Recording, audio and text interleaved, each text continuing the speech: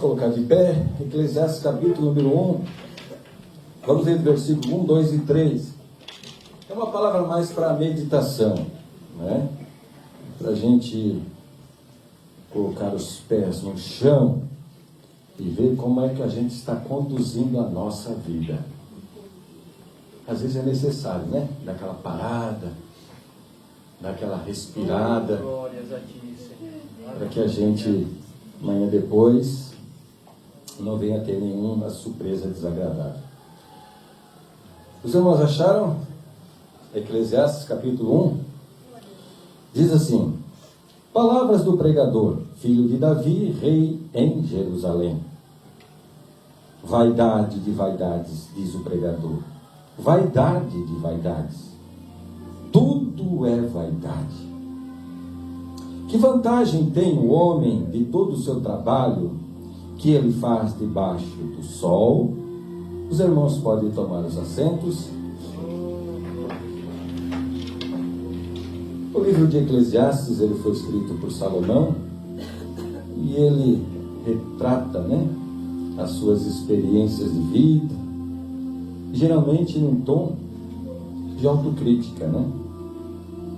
Nesse livro, Salomão, entre outras coisas, ele busca o sentido e o propósito da vida e a melhor maneira de viver. É claro que é um livro escrito assim num tom um tanto pessimista. Pelo versículo 2 já se vê isso, uma certa desilusão, certo pessimismo. Vaidade de vaidade, diz o pregador, vaidade de vaidade, tudo é vaidade. Salomão, ele narra as suas experiências de vida, expondo as suas escolhas e as frustrações que ele teve ao longo da vida, do ponto de vista de um homem já adiantado em idade. Agora, ele já idoso, ele olha para trás e faz uma reflexão da sua vida.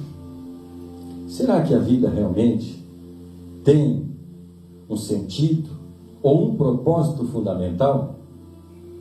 Eu sei que para muitas pessoas não tem, né? Mas com a graça do Senhor Jesus, a gente vai meditar hoje na palavra do Senhor e a gente vai tentar responder essa expressão, essa pergunta, examinando toda a Bíblia Sagrada. Negligenciar esse tema, irmãos, ou fazer algum tipo de escolha errada sobre o seu propósito de vida, com certeza vai trazer consequências amargas num futuro muito próximo. Irmãos, muitos terminam a vida frustrados, e a gente sabe disso. De alguma maneira ou outra, às vezes nos vem aos ouvidos pessoas que no fim da vida se mostram como Salomão, frustrados, decepcionados pela vida que tiveram. E outros ainda vão até mais longe, não é mesmo? Eu vi essa semana uma carta, irmãos, de um suicida. E aqui eu vou puxar o fôlego, falar um pouco mais devagar, com todo respeito às pessoas que nas suas famílias já tiveram algum trauma desse. Eu mesmo, na minha família, tenho alguns casos. Então, com muito respeito, né? Mas a gente precisa falar desses assuntos, a gente precisa trazer à luz esses assuntos que às vezes é tanto desagradável, não é mesmo? E nessa carta, ela dizia que já não havia sentido para viver e que a humanidade, ela falhou. Mas será que a humanidade falhou? Será que realmente a vida, ela não tem sentido? É claro, irmãos, que do ponto de vista materialista, é isso mesmo, não tem não. Parece só um amontoado de consequências, de fatos aleatórios que vão se sucedendo, alguns bons, outros maus. E para piorar, a vida é muito curta, é muito rápida. Eu olhando uma expressão, irmãos, de um filósofo alemão, Arthur Schopenhauer, né? Um filósofo pessimista, por assim dizer. E olha como ele colocou a vida. Ele diz assim: a vida vista pelos jovens é um futuro infinitamente longo, vista pelos velhos, um passado muito breve. Irmãos, e a Bíblia está de acordo com isso que ele afirma. Quando a gente lê Tiago 4,14, pode colocar ali? Olha o que diz Tiago sobre a brevidade da vida. Digo-vos que não sabeis o que acontecerá amanhã, porque o que é a vossa vida? É um vapor que aparece por um pouco e depois desvanece. Quem já viu o vapor saindo de uma chaleira, de uma panela? A gente vê em torno da panela ou ali no bico, né, do pulo, a chaleira, sei lá o que for. Você vê ele, mas rapidamente ele desaparece. O salmista também, no Salmo 90, verso 9, diz assim: pois todos os nossos dias vão se passando na tua indignação, acabam-se os nossos anos como um conto ligeiro. E é assim, porque hoje eu olho para trás, não parece que eu vivi tanto tempo. Eu não sei se você já foi a algum velório, já tentou descrever a vida de alguém? Irmãos, parece que a gente consegue resumir a vida daquela pessoa em uma página, não é mesmo? Como a vida é curta, como a vida passa rápido, e quanto desperdício de tempo, irmãos, para aqueles que simplesmente deixam a vida passar. Deixa a vida me levar, a vida leva eu. E tem muita gente que leva esse lema sério e se deixa levar, que desperdício de tempo. Para quem não tem um propósito, que não se abala diante da realidade da morte. Porque, irmãos, diante da realidade da morte, tudo vira nada. É isso que trata o livro de Eclesiastes. Aqui ele relata os seus grandes feitos, as suas obras maravilhosas que ele realizou e toda a dedicação que ele se empenhou. Toda a sua glória, toda a sua riqueza, toda a sua fama. E ele diz: vaidade de vaidade, tudo é vaidade. Irmãos, isso é um ensino para nós, que hoje nós temos um tempo disponível que o Senhor nos deu. Esse tempo de vida que você recebeu entre o primeiro, quando você saiu do ventre da sua mãe, e o último, meu Deus, é o tempo que Deus te deu. O que você está fazendo com ele? Diante da realidade da morte, irmão, a gente precisa ter um propósito que não se abala, aquele propósito firme, para que a gente não venha ao exemplo de Salomão, que excluiu Deus da sua vida. Aqui é que está o grande problema. Ele até começou bem, ele ouviu o conselho do seu pai Davi, mas em algum momento, na sua caminhada, ele foi se afastando de Deus, até que Deus não teve mais lugar na vida dele. E agora ele já velho, diante da realidade da morte, tudo que ele tinha, sabe o que era? Nada. E você imagina o homem mais rico da terra, chegando e dizendo: vaidade de vaidade, tudo é vaidade. Não é nada. Justamente porque ele falhou em algum lugar. Mas e do ponto de vista materialista, a vida sem um propósito em Deus, é desolador. É algo terrível.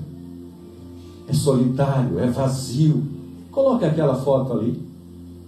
Eu quero mostrar uma foto para vocês. Quando a gente exclui Deus da equação.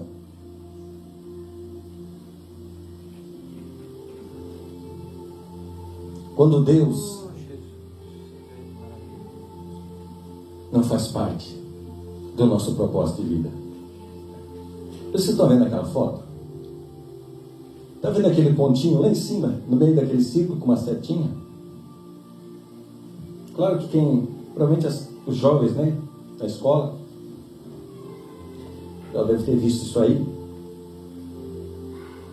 Aquilo ali é o planeta Terra, visto a mais de 6 bilhões de quilômetros, já na fronteira do Sistema Solar. É aquilo ali. E teve um astrônomo, que talvez você conheça, Carl Sagan, que é da década de 80, lembra da série Cosmos, né? Que ele fez. Ele, olhando essa foto em uma universidade, ele escreveu algo. Claro, de um ponto de vista de alguém que era ateu. Do ponto de vista de alguém que excluiu Deus do seu propósito de vida. Claro que ele tinha seu propósito de vida, mas Deus não estava incluído nele. E olha o que ele disse. Olhe de novo para esse ponto. É aqui, é a nossa casa. Somos nós. Nele, todos a quem ama, todos a quem conhece, qualquer um sobre quem você ouviu falar. Cada ser humano que já existiu, viveram as suas vidas, o conjunto das nossas alegrias e sofrimento. Milhares de religiões, ideologias e doutrinas econômicas confiantes. Cada caçador e coletor, cada herói e covarde, cada criador e destruidor da civilização, cada rei e camponês, cada jovem casal de namorados, cada mãe e pai, criança cheia de esperança, inventor e explorador, cada professor de ética, cada político corrupto, cada superstar, cada líder supremo, cada santo e pecador na história da nossa espécie viveu ali, em um grão de pó, suspenso num raio de sol. A Terra é um cenário muito pequeno, numa vasta arena cósmica. Pense nos rios de sangue derramados por todos aqueles generais e imperadores para que, na sua glória e triunfo, pudessem ser senhores momentâneos de uma fração desse ponto. Penso nas crueldades sem fim infligidas pelos moradores em um canto desse pixel, aos praticamente indistinguíveis moradores de um outro canto, com frequentes seus desentendimentos, com ávidos em matar uns aos outros, com veemente em seus ódios. As nossas posturas e a nossa suposta autoimportância, a ilusão de que temos qualquer posição de privilégio no universo, são desafiadas por esse pontinho de luz pálida. É o nosso planeta, é um grão solitário, numa imensa escuridão cósmica que nos cerca. Na nossa obscuridade, em toda esta vastidão, não há indício de que vai chegar ajuda de um outro lugar para nos salvar de nós próprios. E segue dizendo mais algumas coisas. É desolador, não é? Ele olhando diante de uma plateia, numa universidade em Nova York, quando se exclui Deus, é terrível. E eu digo, olha o vazio e o vácuo da falta de Deus. Removendo Deus, tudo o que resta é apenas um ponto insignificante. Uma existência pequena e frágil, à mercê de grandes e poderosas forças que não compreendemos. Apenas um vazio do tamanho do espaço, um vácuo frio, solitário, desolador, de uma visão de que em toda esta vastidão não há indício que vai chegar ajuda de um outro lugar para nos salvar de nós próprios. Estamos nostalgicamente a sós. E o que resta é uma vaga esperança de que um dia possamos nos unir com respeito e fraternidade numa luta para sobreviver em um lugar insignificante, em um canto esquecido ante a imensidão do universo. É desolador. É, Jesus. Mas é assim que muita gente vive. desolador, porque tiraram Deus da equação. Mas olha só quando a gente inclui Deus na equação. Salmo de número 8. O que diz a Bíblia? Salmo de número 8, versículo 1. Ó Senhor, Senhor nosso, quão admirável é o teu nome em toda a terra, pois pusestes a tua glória sobre os céus. Tu ordenastes força da boca das crianças e dos que mamam, por causa dos teus inimigos, para fazer calar o inimigo e o vingador. Quando vejo os céus, obra dos teus dedos, a lua, as estrelas que preparastes, que é o homem mortal para que dele se lembre, e o filho do homem para que o visite? Pois um pouco menor fizeste do que os anjos, e de glória e de honra o coroastes. Faz com que tenha domínio sobre as obras das tuas mãos, e tudo puseste debaixo dos teus pés. Todas as ovelhas e bois, assim como os animais do campo, as aves do céu, os peixes do mar, e tudo que passa pela vereda dos mares. Ó Senhor, Senhor nosso, quão admirável é o teu nome sobre toda a terra. Glória a Deus. Nós não estamos sós. É uma imensidão assustadora, não é? Pode deixar, pode tirar, não tem problema não. Só que nós não estamos sozinhos. E muito menos na sua caminhada de vida, na sua caminhada de fé. Você não está sozinho nesse mundo frio, desolador. Como algumas pessoas olham, encaram. Porque excluem Deus. E aí, irmãos, fiquem tentando encontrar um sentido para a vida, não é? Uma vez perguntaram para Viktor Frankl, né, que é um psiquiatra austríaco, ele ficou preso no campo de concentração, eu já falei deles algumas vezes aqui,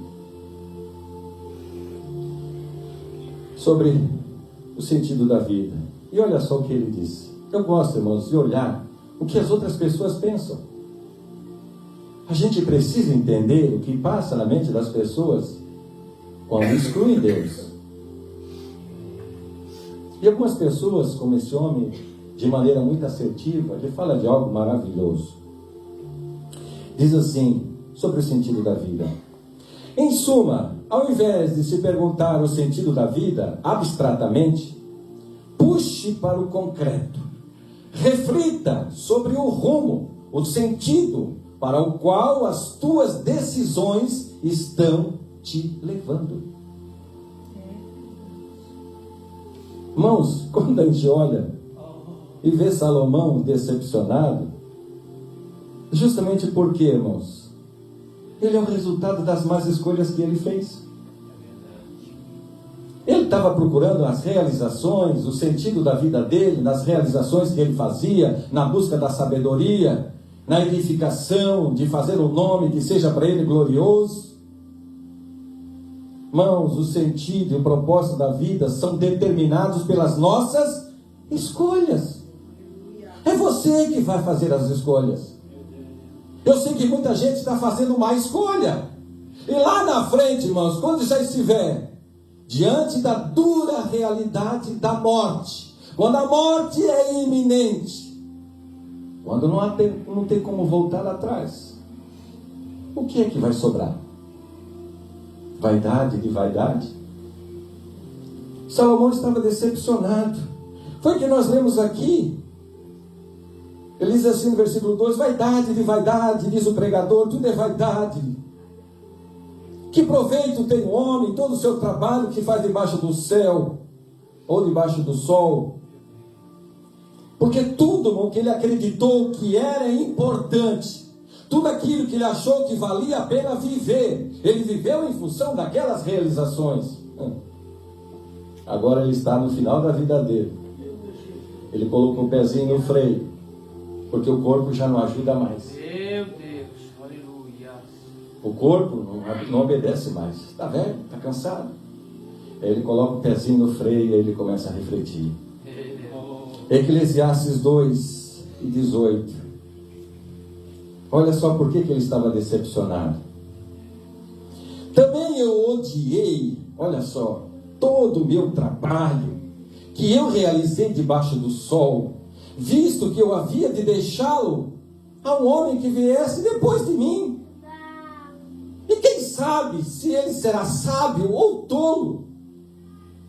Todavia, se assenhorará de todo o meu trabalho que realizei, em que me ouve sabiamente debaixo do sol. E tudo isso é vaidade. Tudo que eu fiz. Irmão, se você quer saber, irmão, está ali. Eclesiastes capítulo 2. Ele dá detalhado, irmãos. Eu não vou ler a partir do verso 3 até o 10, mas ele diz: eu busquei no meu coração estimular com vinho, porque ele também queria viver os prazeres que esse mundo poderia, as sensações que ele podia ter através desse corpo. Ele diz assim: busquei em meu coração me estimular com vinho a minha carne, regendo porém meu coração com sabedoria, entregar-me à loucura, até que seria melhor do que dos filhos dos homens fizesse debaixo do céu durante o número dos dias da sua vida.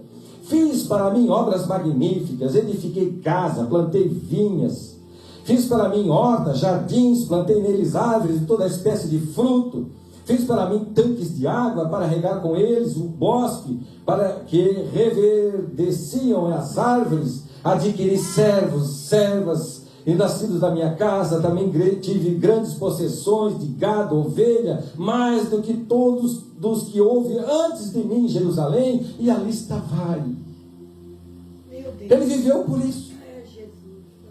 O propósito de vida dele era esse: a busca da sabedoria, as buscas das sensações que ele podia obter através desse corpo físico. E agora, Salomão velho, prestes a deixar tudo, diante da nua e crua realidade: estou morrendo.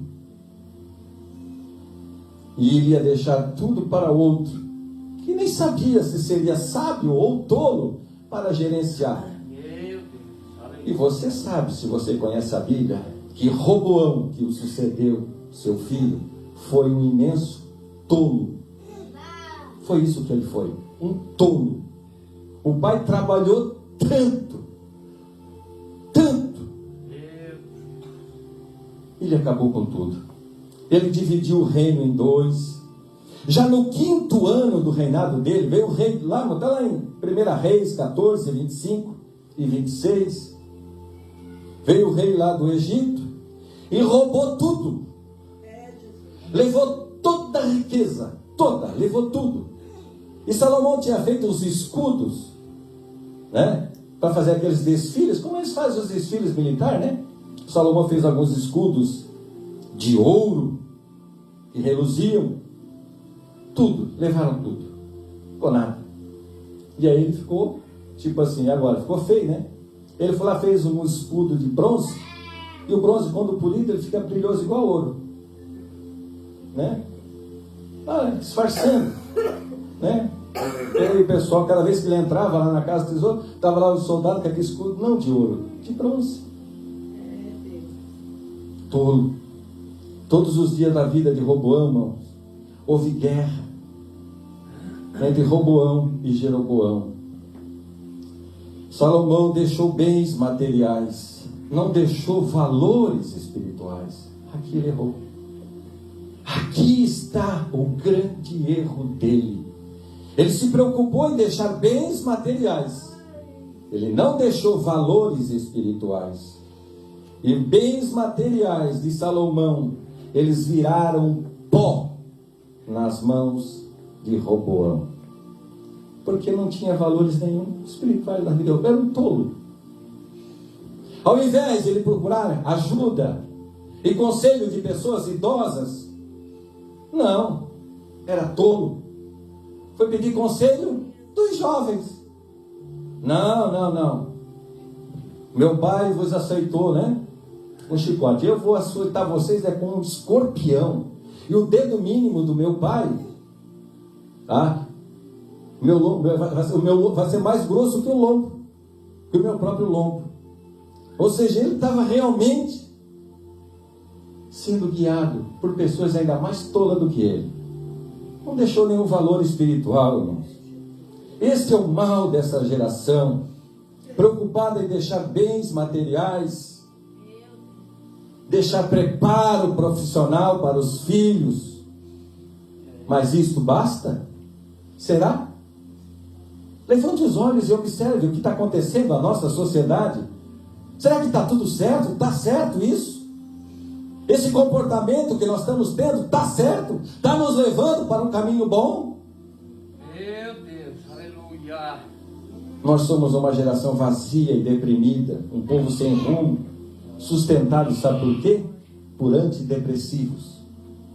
Essa é a nossa realidade. Sabe por quê? Estamos preocupados com bens materiais. Estamos preocupados em dar um futuro para os nossos filhos, baseado apenas numa preparação profissional, para que ele tenha um bom emprego. Não estou dizendo que isso não é importante, mas para lá, isso basta? Olha a nossa volta e vê, responda, isso basta? A vida tem sentido, sim, irmãos. É eu e você que vamos dar um sentido para ela. É ela, nós que vamos dar um direcionamento. Para mim, irmãos, para mim, o sentido da vida é, ao terminá-la, diante da morte, não ter aquele desejo de recomeçar, dizendo, fiz tudo errado.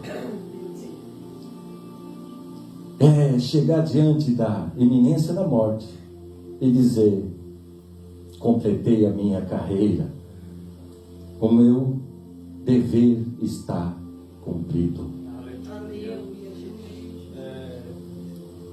Vou contar uma coisa para os irmãos, muito pessoal.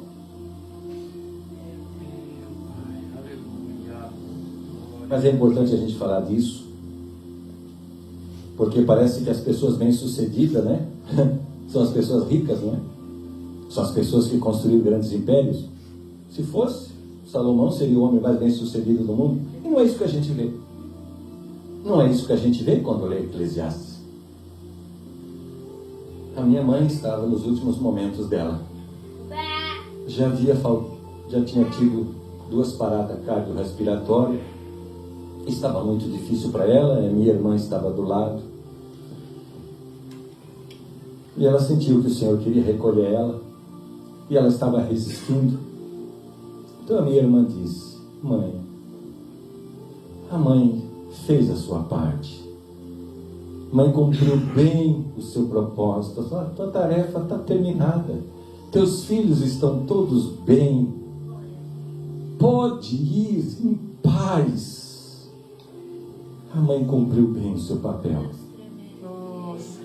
Pouquinhos minutos depois, ela teve a 3ª parada e o Senhor recolheu.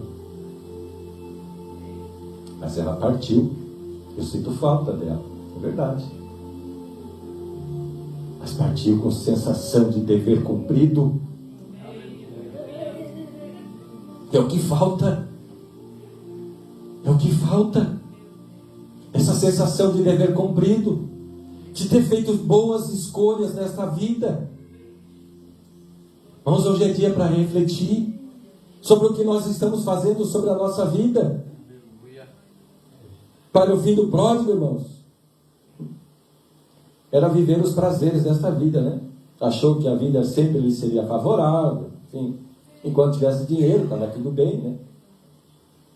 Mas, irmãos, os prazeres desta vida, como propósito de vida, é uma busca para preencher um vazio de quem nunca esteve satisfeito com Deus. O filho pródigo nunca esteve satisfeito com seu pai. Ele nunca esteve satisfeito com seu pai. Por isso ele quis buscar os prazeres do mundo. Sabe por que às vezes os crentes fazem isso? Por que os crentes às vezes vão lá no mundo, às vezes estão um pé na igreja, um pé no mundo, e não se decidem? Porque não estão satisfeitos com Cristo. Para esses, Cristo não é suficiente, Cristo não basta. E aí vão buscar uma certa satisfação lá fora. Mas lá na frente vai dar problema. Diante da realidade da morte, nua e crua, onde o homem, cada um de nós, vai ter que enfrentar, sozinho. É você e Deus. É eu e Deus. Essa é a grande realidade. Irmãos, eu saí de casa para ouvir isso. Irmão, se você quisesse ouvir coisa agradável, você ia no teatro. Lá eles contam piada, lá eles riem, eles brincam. Aqui se fala a verdade. Aqui se ensina a refletir sobre a seriedade do que é viver.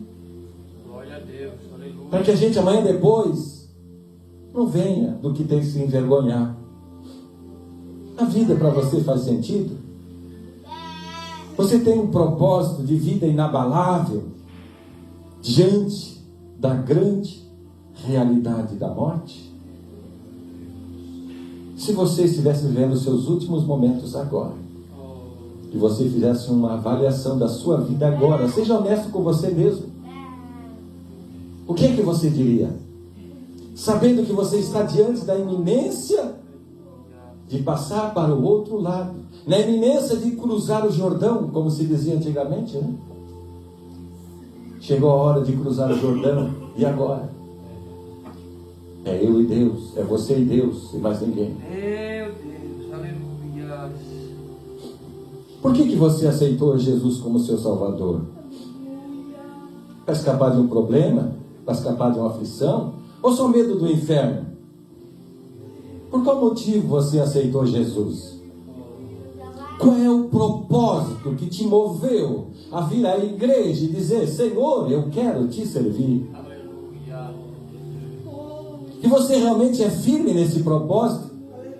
Esse propósito realmente é verdadeiro na sua vida? Porque se ele for, você vai ser um crente fiel. Oh, glória. Aleluia. E qualquer coisa na sua vida que lhe atrapalha ter comunhão com Deus, você tira, você remove, você não quer. Porque o seu propósito maior é servir a Deus, ser fiel a Ele. Maravilhoso, Senhor. Aleluia. Mas tem gente que diz: não, mas se não é desse jeito, então eu não quero, né? Mas se eu tiver que usar esse tipo de vestimenta, ai, não, isso não quero não. Oh, meu Pai. És maravilhoso, Senhor. Será que é verdadeiro esse teu propósito? Imagine se Deus tratasse você como você trata Ele e a sua igreja. Você já parou para pensar? Se Deus tratasse a você como você trata Ele e a sua igreja, como é que seria? Senhor, está orando lá, né? Senhor, eu preciso da tua ajuda. Aí o Senhor responde: hoje não dá, eu tenho um churrasco para ir. Meu Deus. Senhor, socorre-me, Senhor. E aí Deus responde: hoje não dá, estou muito cansado. Meu Pai. Senhor, responde, atende a minha oração. E Deus responde: agora não dá, estou muito ocupado, muitos afazeres, muitas tarefas para realizar. Mas é assim que você trata a Deus? Não nos enganemos com falsos discursos, irmãos. Não nos enganemos com falsos discursos. Você sempre vai agir segundo o propósito da sua vida. Você tem um propósito. A pergunta é o propósito correto? E que você não vai se envergonhar lá na frente? Não nos enganemos com falsos discursos, irmãos. Cada um de nós age conforme o propósito de vida. Se você tem um propósito de vida, ser fiel a Deus, você vai abrir mão de tudo. Quando a gente olha no passado, aqueles irmãos da igreja primitiva, que na sua maioria eram escravos e pobres, alguns deles não eram escravos e pobres, se tornaram escravos e pobres, porque Roma confiscou os bens que eles tinham. Eles abriram mão da riqueza, da fortuna que eles tinham, para servir a Deus.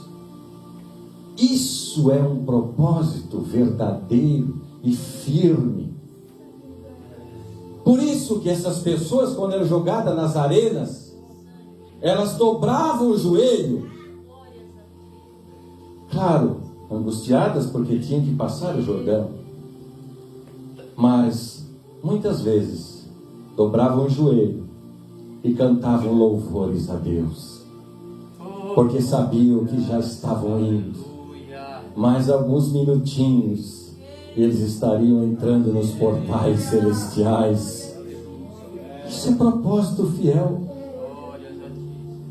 Mas como que a gente quer dividir as coisas de Deus? Como que a gente quer servir a dois senhores? A Bíblia diz que não é possível, porque ou há de agradar um e desagradar o outro. E Deus, Ele não nos divide com o mundo. Ou nós somos dele, ou somos do mundo. Essa é a grande realidade. E a gente precisa refletir sobre isso. Davi, irmãos, com todos os seus erros, também seus acertos, né? Ele teve uma carreira bem sucedida, né? Graças a Deus. Ele teve uma carreira bem sucedida, apesar dos pesares que nós sabemos. E aí Davi, no finalzinho da vida dele, ele já sabia que estava indo. Ele chama Salomão e dá uma direção, e dá um propósito de vida para Salomão. Ele diz: Salomão, você é jovem, mas eu vou te dar um propósito certo, vou te dar a direção certa para tu caminhar.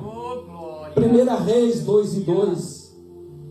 Olha o que diz Davi. 1 Reis 2:2. Eu vou pelo caminho de toda a terra, esforça-te, pois, e sê homem, e guarda a ordenança do Senhor teu Deus, para andares nos teus caminhos, para guardares os seus estatutos, os seus mandamentos, os seus juízos, os seus testemunhos, como está escrito na lei de Moisés, para que prosperes em tudo quanto fizeres, e para onde quer que fores. Ele deu a direção.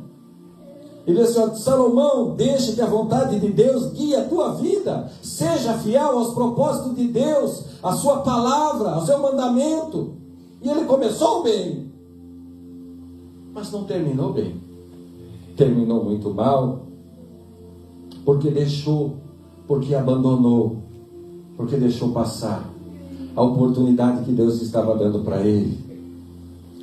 Infelizmente ele poderia escolher servir a Deus com fidelidade, porque o propósito de vida, irmãos, é uma escolha pessoal. Claro que algumas coisas já estavam determinadas, né? Algumas coisas estão determinadas na nossa vida. Afinal de contas, Salomão era filho de Davi. Ele nasceu, ele não pediu para ser o rei, ele não pediu para nascer, né? Aconteceu, né? Foi determinado, se tornou, né, filho do rei Davi, né? E outras vezes, algumas situações também, irmãos, elas nos vêm sobre nós e nos acometem. Situações que estão além do nosso controle, além da nossa vontade, mas que acontecem na nossa vida. Um problema, um acidente, alguma coisa que acontece de maneira involuntária, algo que nós não queríamos, mas que acontece. Mas em cima dessas circunstâncias, irmãos, cada um de nós pode sim escolher o próprio caminho, fazer as suas próprias escolhas. Nós já recebemos um fundamento, você recebeu, mas olha bem como é que você está edificando sobre ele. Examina se as obras que você está fazendo são obras de ouro, de prata, de pedra preciosa, ou se são obras de madeira, feno e palha. Porque saiba de uma coisa, irmão, diante da realidade da morte, enquanto for fazer uma avaliação, sabe quais eram as obras de Salomão? Madeira, feno e palha. Sobrou cinza, vaidade de vaidade. Tudo é vaidade. Precisamos, irmãos, olhar bem as escolhas que nós fizemos na nossa vida, para que a gente, irmãos, amanhã depois, não venhamos a sentir-se envergonhado. Porque ele viveu em busca de uma sabedoria, mas uma sabedoria que ele mesmo reconhecia que tinha limites, que não seria o suficiente para realizar aquilo que ele precisava. Ele se esqueceu da essência da vida que está dentro de cada um de nós, porque existe um sentimento comum na vida de cada um que está aqui, um sentimento comum, é o desejo de ser feliz. É ou não é? Aleluia. Todo mundo, irmãos, que está aqui tem esse desejo dentro de si, o desejo de ser feliz. Isso está dentro de cada um de nós. O problema, irmãos, é como chegar a isso. Glórias a Deus. Infelizmente as pessoas estão procurando atalhos e caminhos que não vão levar a isso. E lá na frente, frustração, derrota, desânimo, e alguns até, infelizmente, tirando a própria vida. É isso que tem acontecido. Infelizmente, irmãos, as pessoas se deixam levar por aparências, se deixam levar por informações que não são informações que vêm da parte de Deus. A essência, irmãos, de cada um de nós é ser feliz. E infelizmente, irmãos, ou felizmente, não sei como dizer, mas a gente encontra mais felicidade, não é? Numa obra de canteiro, né? Canteiro de obras, do que no escritório de advocacia, não é mesmo? Você chega lá no canteiro de obra, que já estava no canteiro de obra, né, irmão? Estão lá contando piada, estão lá rindo. Daí o outro lá já escorrega, já é um motivo de festa durante o dia todo. Então, tudo, irmão, trabalho rindo, não é? Quem trabalha de peão também não é a mesma coisa, irmão? Todos trabalhando rindo. Mas entra no escritório de advocacia. Aleluia.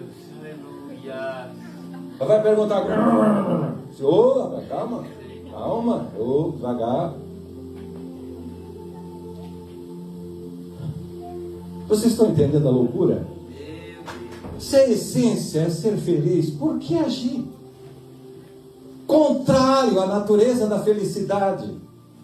Salomão, ele disse, irmãos, olha só, Eclesiastes 1,18, porque na muita sabedoria há muito enfado, e o que aumenta em conhecimento, aumenta em dor. Não é mesmo? Essas pessoas estão se transpassando a si mesmas. Não estou dizendo agora que tem que ser ignorante, não é nada disso, irmãos. É fazer uso com bom senso, é ter equilíbrio nas nossas decisões. Façamos uma análise profunda, irmãos, para que, irmãos, quando chegar o nosso dia, a gente venha sentir aquela satisfação de dever cumprido. Acabei a carreira, guardei a fé. Sensação de dever cumprido. Eu gosto muito de Gênesis 25:8 para nós encerrar. Olha a vida desse homem Abraão. Gênesis 25:8. E Abraão expirou, morrendo em boa velhice, velho e farto de dias, e foi congregado ao seu povo. Você sabe o que significa isso? Em boa velhice, velho, farto de dias. Sobre isso também é falado sobre Joiada, que um dia a gente vai falar sobre ele. O próprio Isaac também morreu velho, farto de dias. Ou seja, cumpriu a carreira, morreu satisfeito, morreu pleno. Porque nós estamos vivendo ainda nesse contexto em que a morte ainda é presente e que a morte ainda acontece. Um dia ela vai ser tirada, mas ainda nós vivemos nesse contexto. Mas que a gente possa viver como esses homens aqui, e quando chegar o nosso dia, a gente possa dizer: combati o bom combate, acabei a carreira, guardei a fé. Desde agora a coroa da justiça me está guardada, a qual o Senhor justo juiz me dará naquele dia, e não somente a mim, mas a todos que amarem a sua vinda. E lá estava Paulo caminhando em direção a ser decapitado, mas seguro de ter completado a carreira, seguro, firme nos seus passos. Infelizmente não será assim para muitos, porque muitos escolherão caminhar por caminhos tortuosos. Mas é para nós refletirmos sobre essa passagem, examinarmos a vida desse homem que tinha tudo para dar certo. Irmão, se tinha uma pessoa que tinha tudo para dar certo, era Salomão, e deu tudo errado. Sabe por quê? Propósito de vida errado. Excluíram Deus da equação. Nós vimos ali. Quando a gente exclui Deus, irmãos, o que sobra é desolador. É algo frio, muito triste de se contemplar. A igreja se coloca de pé nesse momento e vamos orar.